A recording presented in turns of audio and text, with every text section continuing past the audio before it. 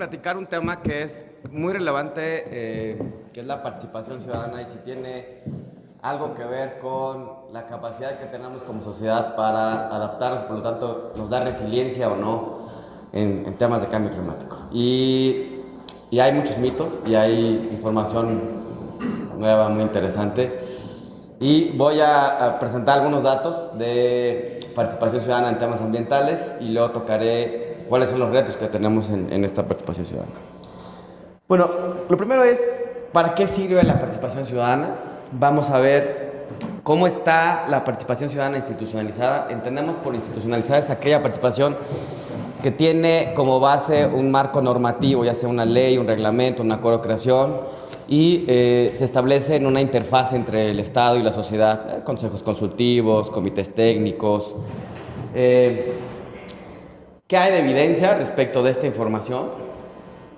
¿Cuáles son los retos basados en esta evidencia para esta participación? ¿Cuáles son los caminos que tendríamos de la participación y si efectivamente ayuda o no a la adaptación al cambio climático, ¿no? Entonces, ¿para qué queremos la participación ciudadana? Primero es porque es un tema que corresponde al discurso político. O sea, no hay político que te diga vamos a limitar o vamos a restringir la participación ciudadana. Entonces, un tema por el cual está inserto la participación ciudadana de manera institucionalizada en México es meramente por discurso. O sea, no hay una correlación de lo que proponen sea efectivo, como vamos a ver más adelante, en términos de incidencia.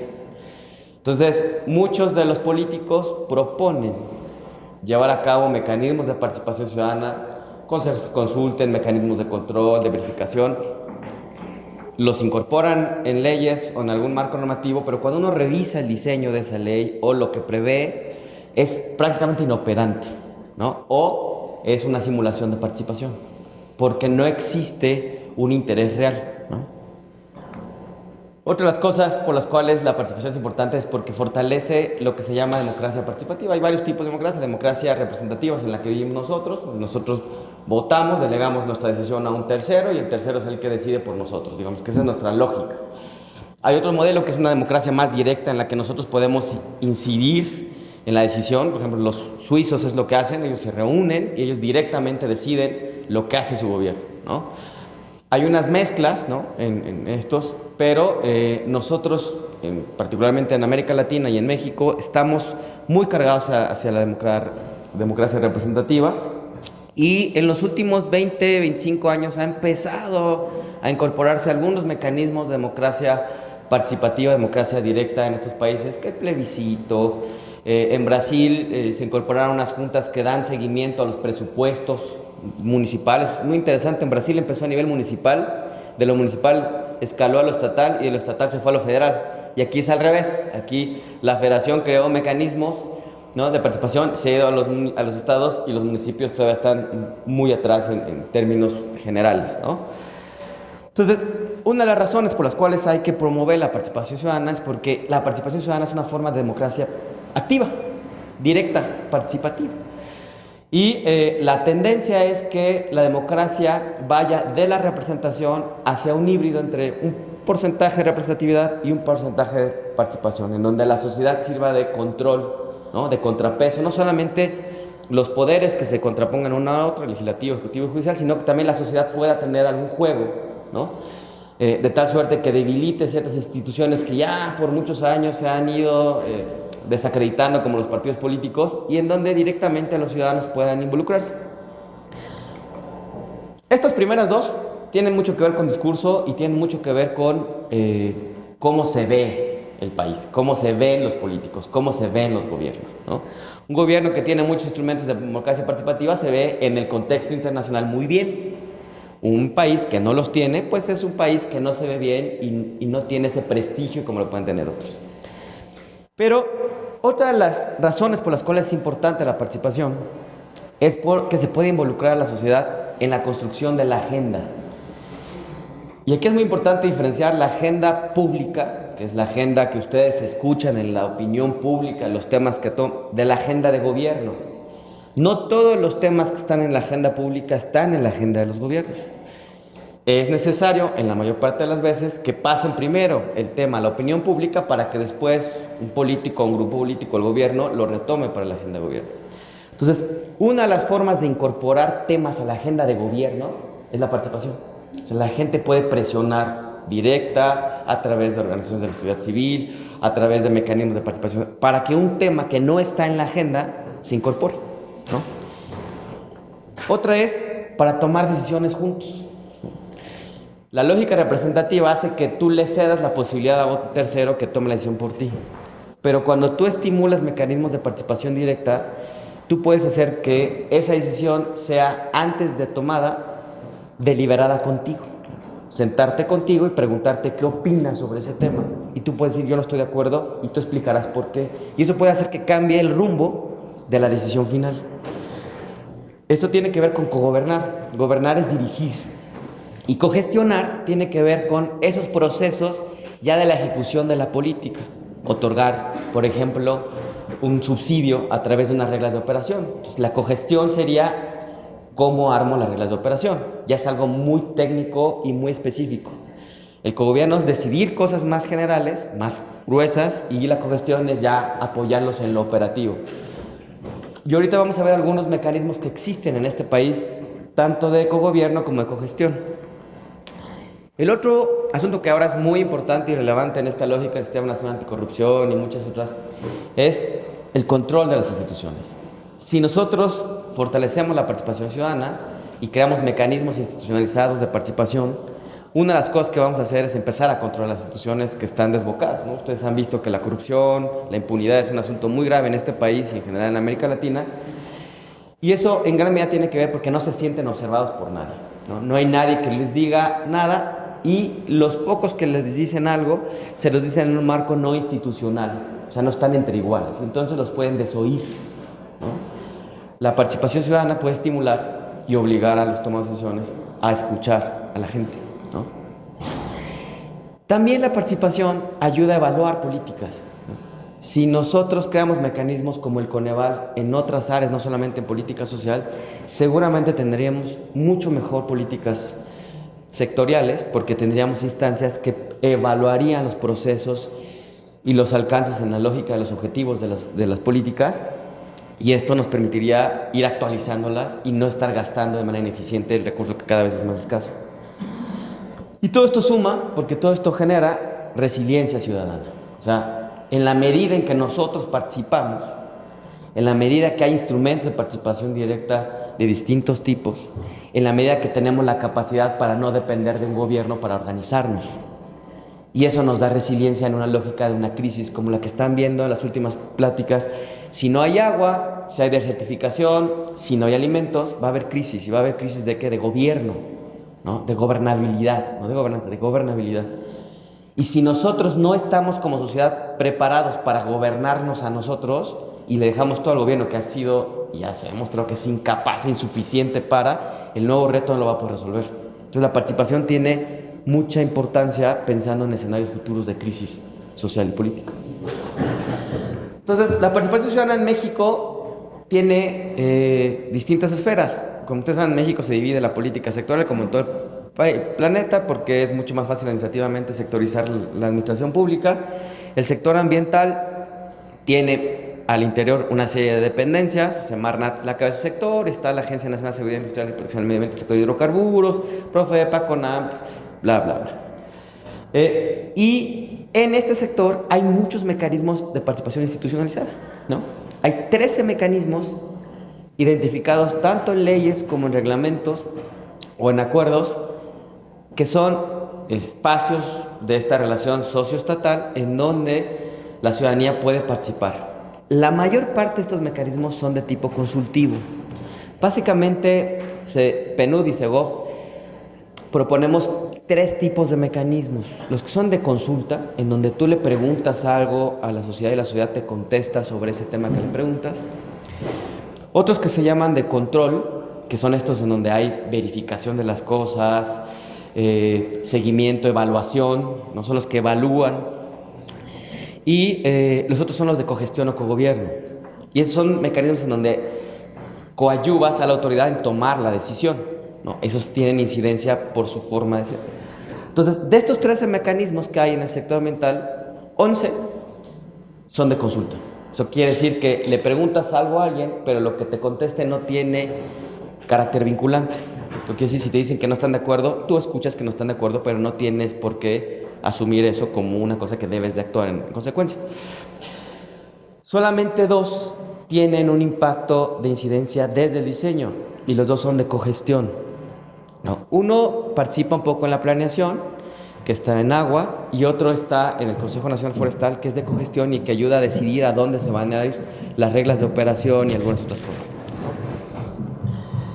Entonces, el otro tema es que estos mecanismos, los 13 mecanismos que se tienen, están absolutamente desarticulados. El Consejo Consultivo para el Desarrollo Sustentable no se comunica, que es un consejo enorme, son 510 consejeros, no se comunican con los forestales, ni con los de residuos, ni con los de vida silvestre, ni con los de agua, ni con los de Cibiogem, ni con los de cambio climático, y entre ellos tampoco se comunican.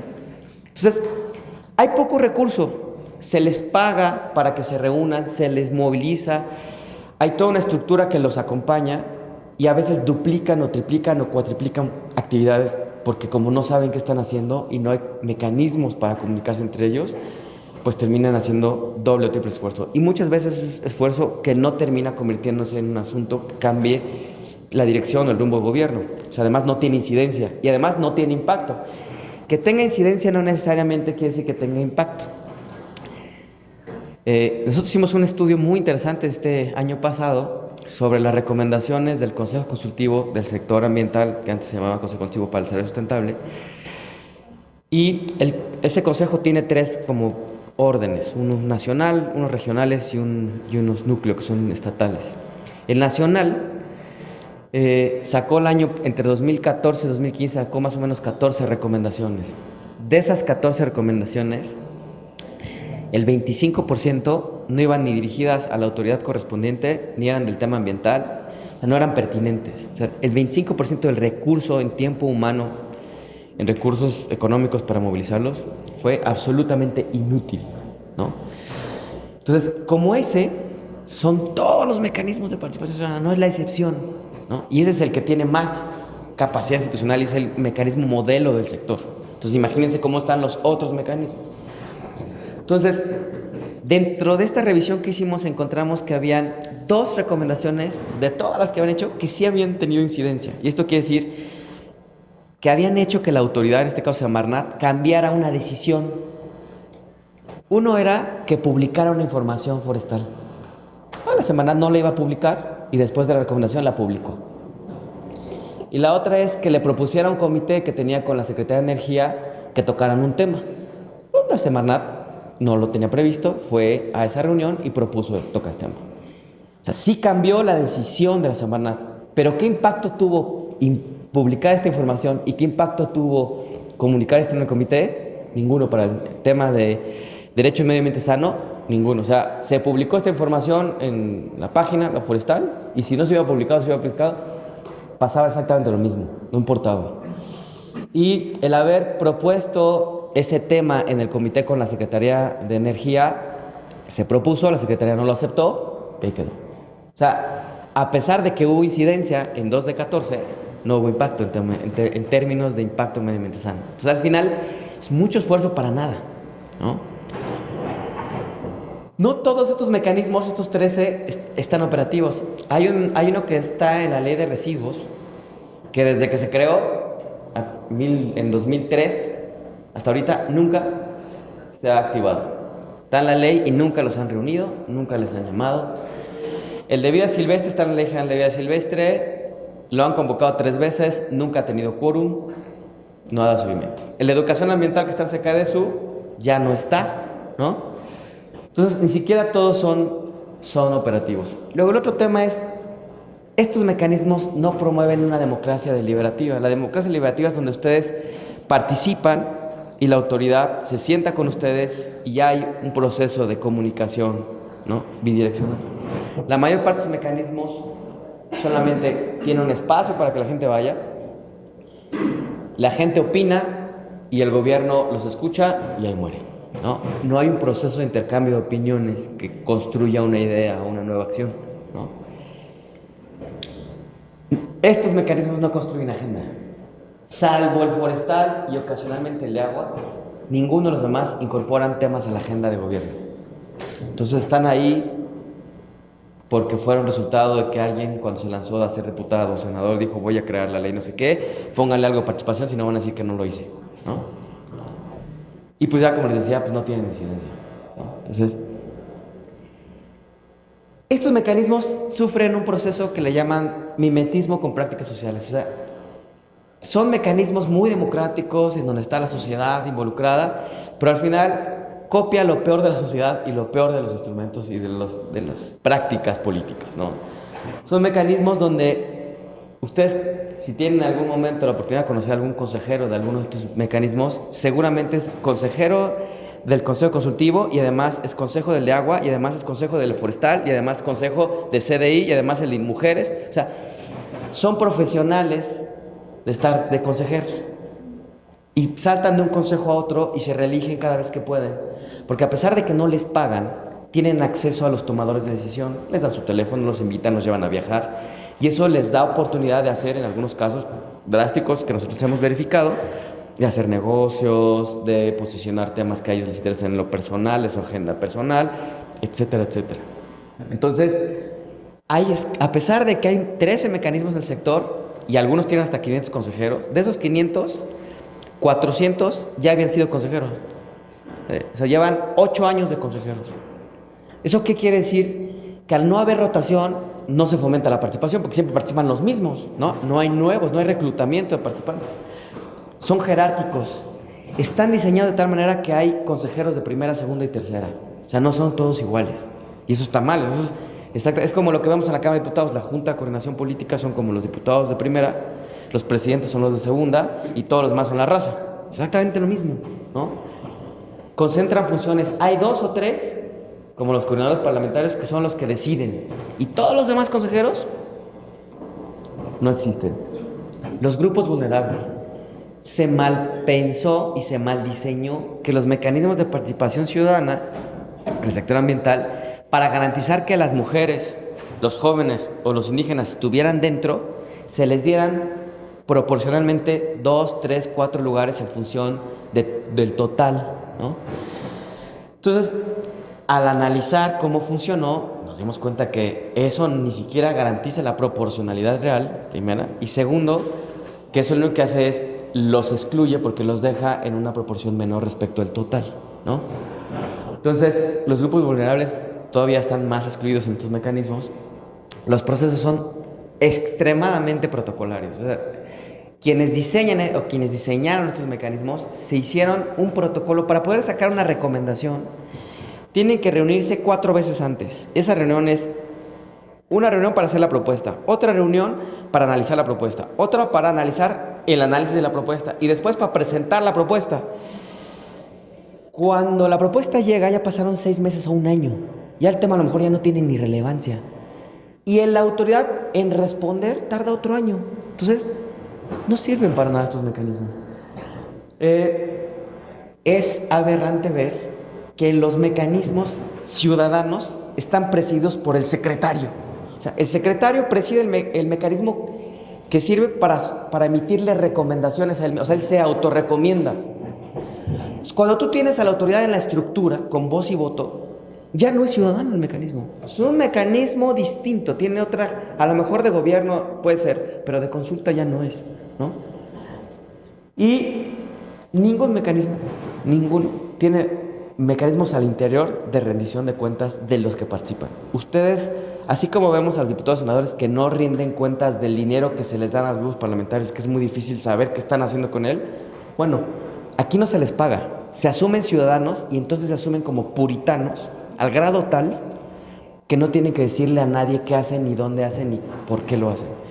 Entonces, las peores prácticas que uno puede encontrar en la vida política, uno las encuentra en estos mecanismos. Y son los mecanismos de participación de la sociedad. Y muchas de las veces quienes mimetizan las prácticas no es la estructura institucional, son los ciudadanos.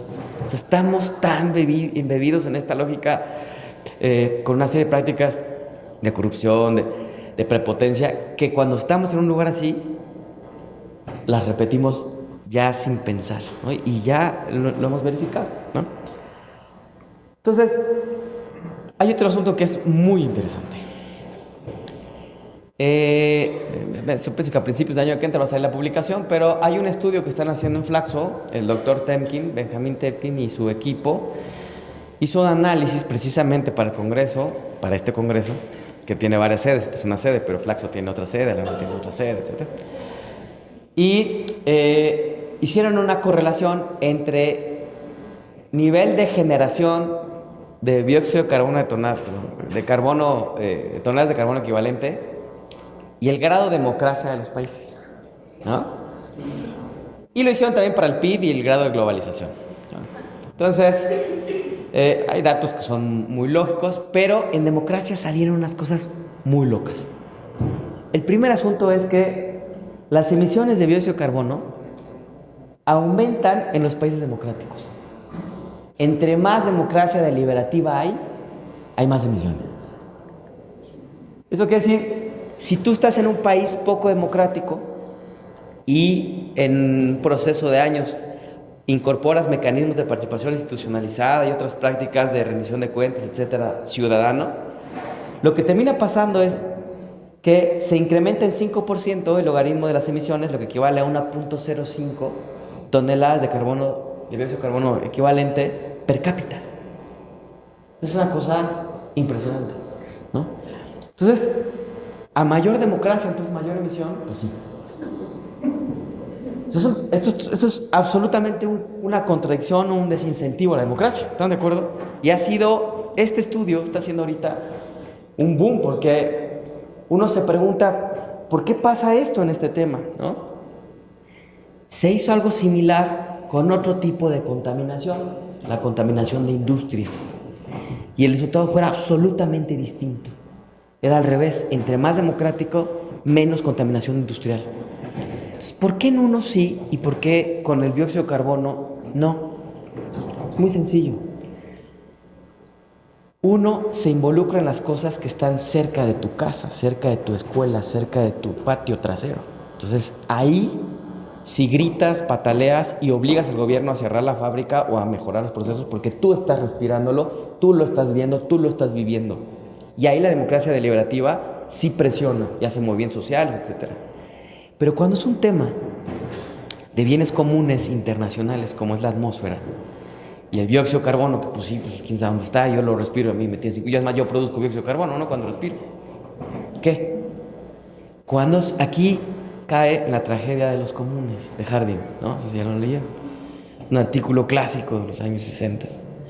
¿Y qué dice ese artículo? Si tú tuvieras un cerrito con un pastizal y tuvieras vacas, pues metes una vaca y es de todos el cerrito con ese pasto, metes la vaca ahí y la vaca se pone gorda y dices, ay, se puso gorda, traes una segunda vaca y se pone gorda. De pronto el vecino se da cuenta que metiste vacas y pues el terreno mete sus vacas. Llegará un momento en que todos los vecinos metan vacas y se acaben el pasto del lugar y ya no solamente no se pongan gordas las vacas, sino se mueran todas las vacas. Esa es la forma en la cual se explica este dilema de los bienes comunes, que cuando hay un bien común, uno, lo que decían antes, por sus intereses personales y sus motivaciones, le saca el mayor provecho, porque no es de nadie, es de todos, ¿no? Entonces, lo que termina pasando aquí con la democracia es que la gente no se mete en ese tema. No hay movilizaciones para presionar a la gente, a los gobiernos para que cierren fábricas, para no emitir o para... Sí, para que no contaminen con plomo, para que no... Pero no para ese tipo de temas, porque no lo vemos, no lo vivimos, no es algo tangible. Sí, el cambio climático se va dando con una gradualidad. Sí, ahora llueve menos, ahora está más caliente, pero no hay una acción que se vea que la gente puede hacer. Por lo tanto, no hay una correlación. Entonces, en temas específicamente de estos, las grandes decisiones se toman por un aspecto de posición de países entre estados en el ámbito global. Aquí sí tiene relevancia los acuerdos internacionales, porque quien no entran quien no entra a firmar París no es parte de ese grupo y entonces se desprestigia internacionalmente ese gobierno. Entonces, lo que motiva los cambios y lo que va a seguir motivando estos cambios va a ser el prestigio de las naciones frente a otras naciones. Es un asunto entre gobiernos. Aquí quedamos totalmente fuera nosotros. Pero bueno, no hay que pensar que todo está tan mal, porque hay una forma de manera indirecta de poder revertir esta evidencia científica, ¿no? Y tiene que ver con los retos que hay en la participación, ¿no? Uno de los primeros retos es cómo involucramos a la sociedad en estos temas globales. O sea, cómo hacemos que todos los que están aquí, los que están afuera, los que nos interesamos por un tema que no es de nuestro patio trasero, que no lo vemos.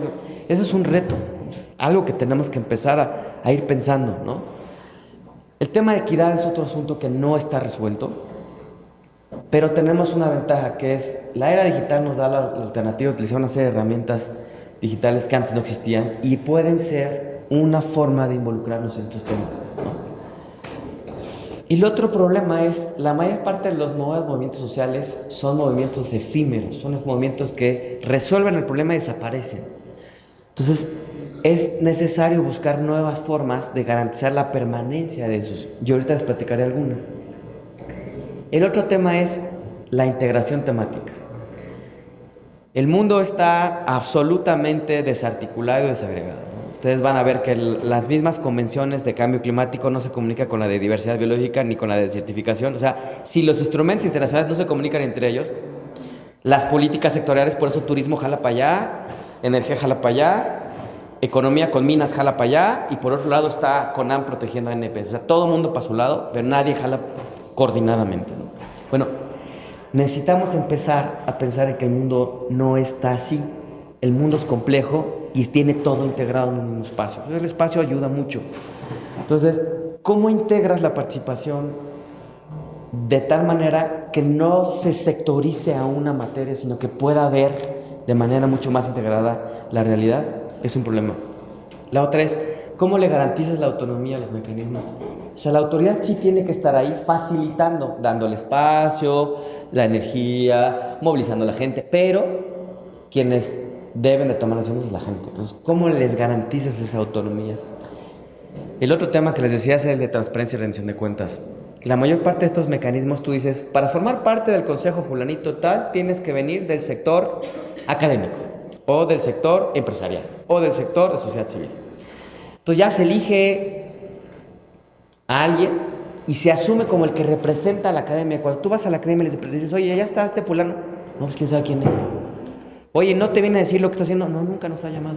O sea, los ciudadanos no, así como la autoridad no está hecha ni con práctica para rendir cuentas, los ciudadanos mucho menos. Nosotros, ¿a quién le rendimos? A nadie. O sea, estamos apenas en la etapa de pedirle a la autoridad que nos rinda cuentas y le está costando mucho trabajo. De ahí a que llegue a que nosotros rindamos cuentas, La primera ley de transparencia y rendición de cuentas del planeta fue de 1766, fueron los suecos. Nos llevan 200 años de avance. Nosotros tuvimos una ley de transparencia hace 15 años, ¿no? Bueno, hay una pequeña diferencia. Entonces, ellos, si tú les pides que te digan todas las comunicaciones del celular del primer ministro, del celular, todos los WhatsApps, todos te los tienen que dar. Y no se espantan, ¿eh? No, ahí está. Bueno, aquí no le pidas los correos a Hillary porque se pone loca, ¿no? Entonces, así pasa, ¿no? Entonces, nos falta mucho en temas de transparencia y rendición.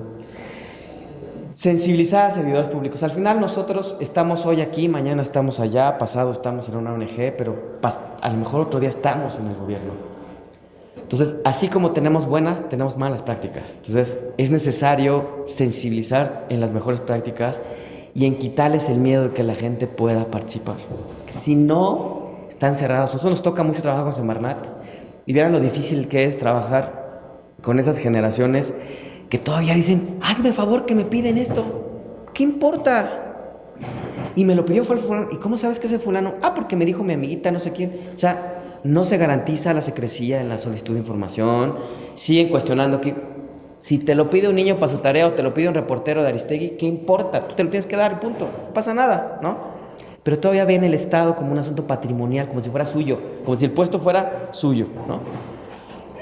Y los mecanismos de participación ciudadana también son espacios, como dicen algunos autores mexicanos, además muy buenos, son escuelas de ciudadanía. Si ustedes participan en un mecanismo, van a salir sabiendo más de muchos temas que si no participan. O sea, les da, a lo mejor no les da un salario, pero les da una experiencia que es extraordinaria. Nosotros hemos visto un cambio cualitativo entre los que entran, que no saben cómo, tienen una idea de cómo funciona el gobierno, pero cuando salen ya se enfrentaron al gobierno, a las tripas del gobierno, ya vieron cómo se distribuyen competencias, hay limitaciones en presupuestos, etcétera, y salen con más capacidad para defenderse ellos, sus comunidades y los intereses comunes, ¿no? Y es necesario empezar a institucionalizar esta participación, o sea, para no mantenerla efímera hay que empezarle a dar cuerpo, hay que acuerparla en las normas, el Estado tiene que meter la participación, ¿no? ¿Qué podemos hacer? Las redes. O sea, ¿cómo garantizas que estos movimientos temporales tengan más largo plazo? Usa redes. ¿Cuántos de aquí no tenemos red elemental? La de los amigos de no sé qué en el WhatsApp. Todos los amigos del tema estamos ahí. Algo pasa, oye, fíjate que esto, o pides una información y alguien sale a... Esa es una red como muy elemental, pero de la construcción de redes, de eso a unas que se llaman organizaciones de segundo nivel o redes de segundo piso, que son organizaciones o redes de organizaciones. Se junta Greenpeace con SEMDA, con Pronatura, para un tema en particular y crean una plataforma para defender manglares. No es una ONG, no está de alta en ningún lugar, pero solamente se reúnen cuando algo quiere pegarle a los manglares de este país. Están activos, están al pendiente, ¿no? Ese tipo de redes son las que le dan largo plazo a temas que de otra suerte serían de corto plazo. O sea, alianzas, ¿no? Foros digitales, el utilizar toda la tecnología digital. Ya no tenemos que ir a verificar en campo sería muy bueno, pero es muy costoso Tenemos los mecanismos digitales para poder agarrarnos esos recursos y hacerlo mucho más rápido, ¿no? Movilizar un consejero de Monclova, Saltillo, aunque sea en el mismo estado, no es tan fácil. Y es mucho más fácil abrir una sala en una plataforma digital y en tiempo real desde su institución académica, casa o empresa o organización, se pueden conectar con la delegación en Saltillo y tener una reunión. Y no tienes que gastar ni arriesgarse a que los zetas lo agarren en el camino, ¿no? Digamos, sí tiene ventajas y más en un país con los peligros que tenemos aquí, ¿no? Los colectivos, ustedes han oído, seguramente algunos de ustedes, espero, forman parte de algún tipo de colectivo.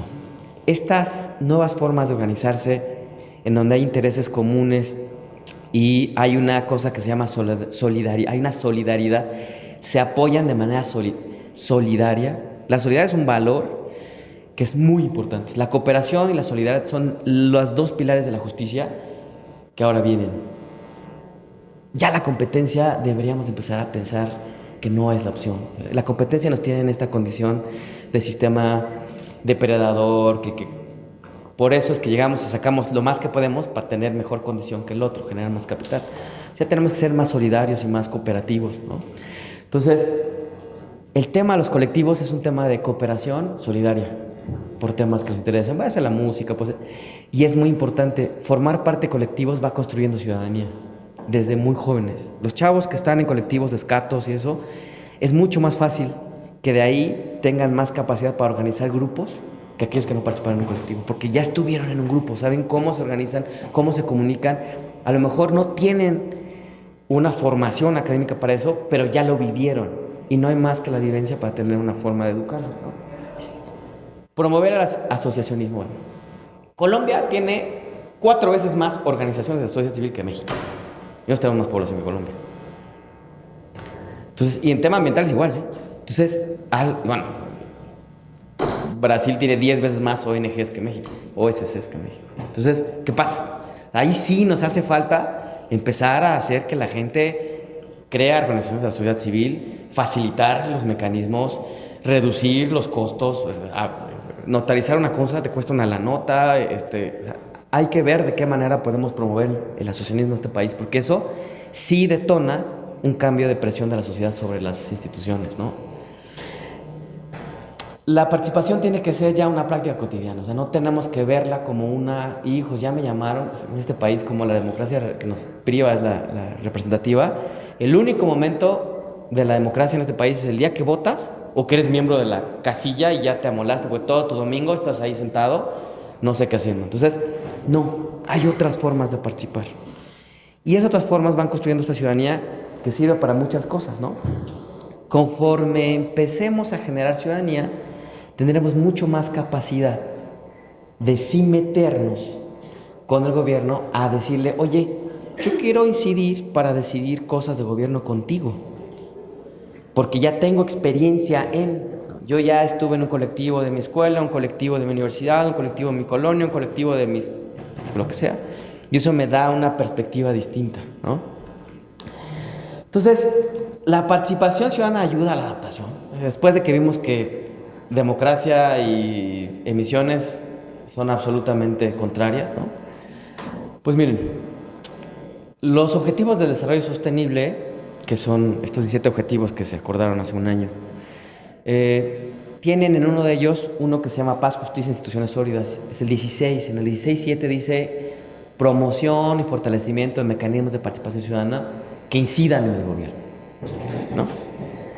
Entonces, si nosotros desarrollamos todo lo que les conté de mecanismos que sean horizontales, no verticales, donde todos los consejeros sean iguales, en donde participen todos los grupos y los vulnerables no sean más marginados, en donde la autoridad sea observadora pero no se involucre, les dé autonomía. Si nosotros hacemos eso, lo que termina pasando es que construimos alianzas. Y las alianzas son otro de los objetivos, el 17. Porque en la medida en que nos vamos involucrando, vamos conociendo gente y vamos generando estas redes. Y esas redes terminan ayudándonos a resolver problemas que a lo mejor no fueron los originales, sino otros asuntos. En temas ambientales es muy chistoso. Cuando uno forma parte de una red, seguramente estás en más de una red y conoces a más personas que están en las mismas redes que tú. Entonces, yo formo parte de una red de manglares, una red de energía, una red de residuos, o sea, y una de biodiversidad. Y yo con muchos de ellos están en las mismas redes o en otras redes. Entonces, cuando alguno de nosotros necesita algo, te invitan a la red y de pronto te abres un universo de otras organizaciones y otras personas que te ayudan en muchas cosas, ¿no? Cuando tú haces estas alianzas, tú puedes enfocarte en el lugar en donde el 80% de esta población en México, y yo creo que la tendencia va al 90%, vivimos en ciudades o en alguna comunidad. O sea, ya son muy pocos los que viven en rancherías aisladas. La mayoría viven en núcleos de población y la mayor de esos son ciudades, ¿no? Entonces, lo que estamos pugnando todos los que estamos haciendo participación ciudadana, los que estamos haciendo redes, es que las ciudades o nuestras comunidades sean sustentables, ¿no?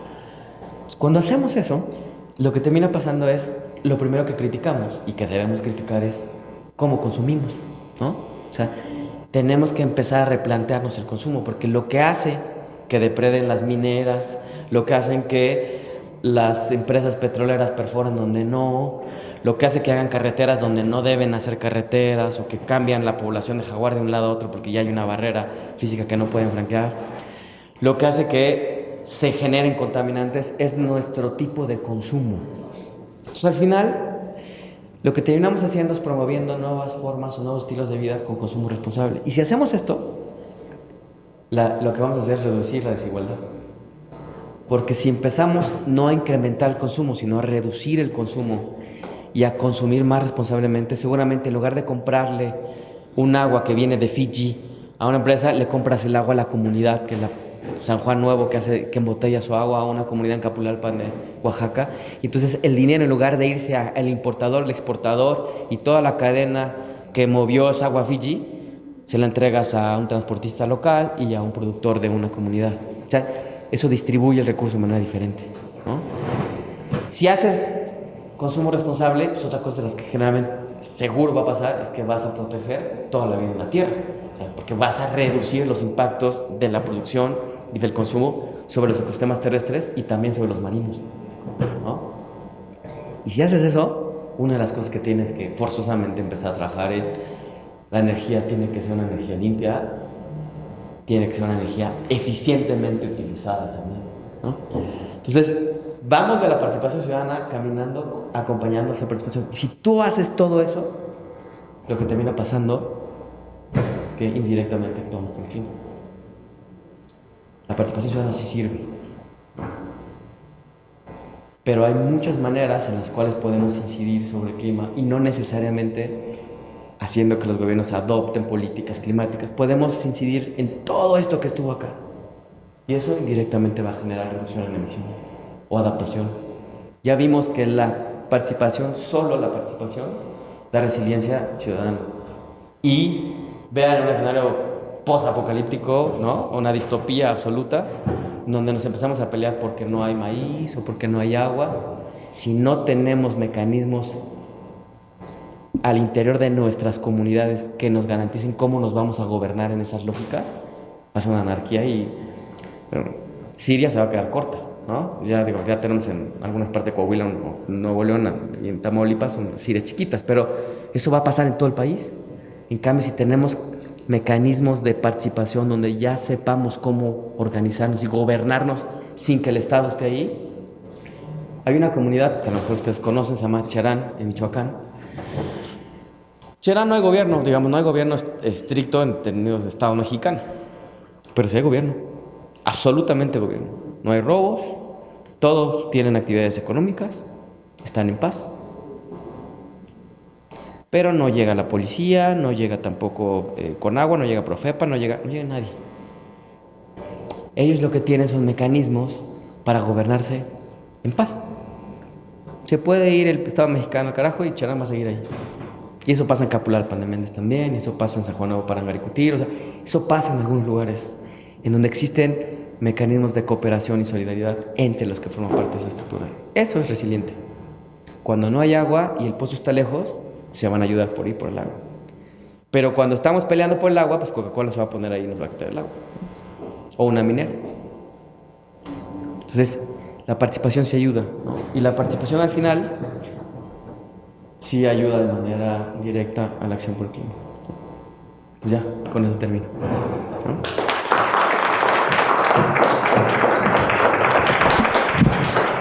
Invitamos al público a externar